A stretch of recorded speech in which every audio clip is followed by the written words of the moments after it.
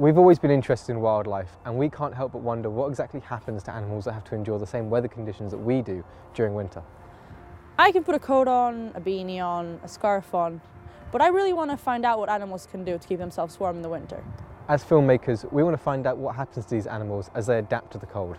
And talk to experts about the science behind winter survival.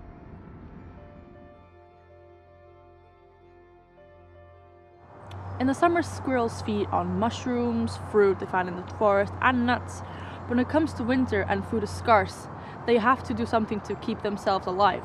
So we went to Formby National Trust, one of the last remaining places where red squirrels reside, and talked to Isabelle to find out.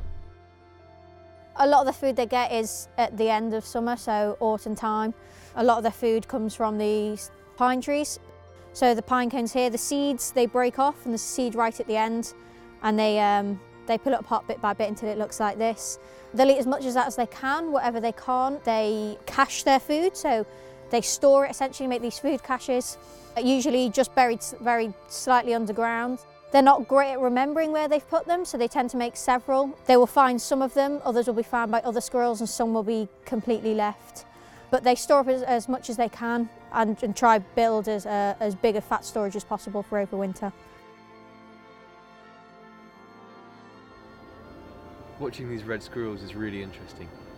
You get a sense of their intelligence and what they do, and it's something you can kind of only get by spending so much time with them.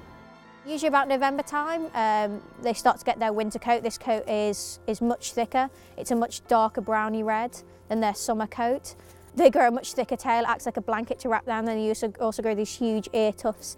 So you'll see the ear tufts in the winter are about 3 centimetres tall. In the summer, the squirrel looks much more sleek, much more slender, much more bright red, and their ear tufts are really quite short. So generally, they're not particularly social creatures, they're pretty solitary. In the winter, they will share drays for things like warmth, so you'll often find 2 or 3 squirrels in a dray, whereas in the summer that would definitely not happen. They like to keep pretty solitary, so even with their young, after 3 weeks in the spring, they're kicked out of their dray, and then they will quite happily, readily chase off their young when competing for food and things like that. So, but in the winter that changes, it's all survival. Squirrels cache to solve their problem of food over winter. However, this isn't the only solution animals use.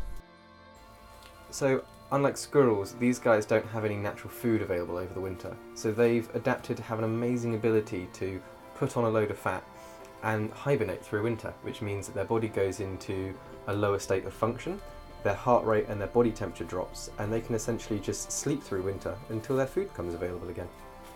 And how exactly do they do that? We talked to Dina, and we're going to find out exactly why. Currently in here we've got about 70 hedgehogs. By now most hedgehogs are out and they're hibernating. This little guy simply wouldn't survive. So if we were to look at a 300 gram hedgehog and more or less 800 gram hedgehog, this now is the perfect weight to successfully hibernate.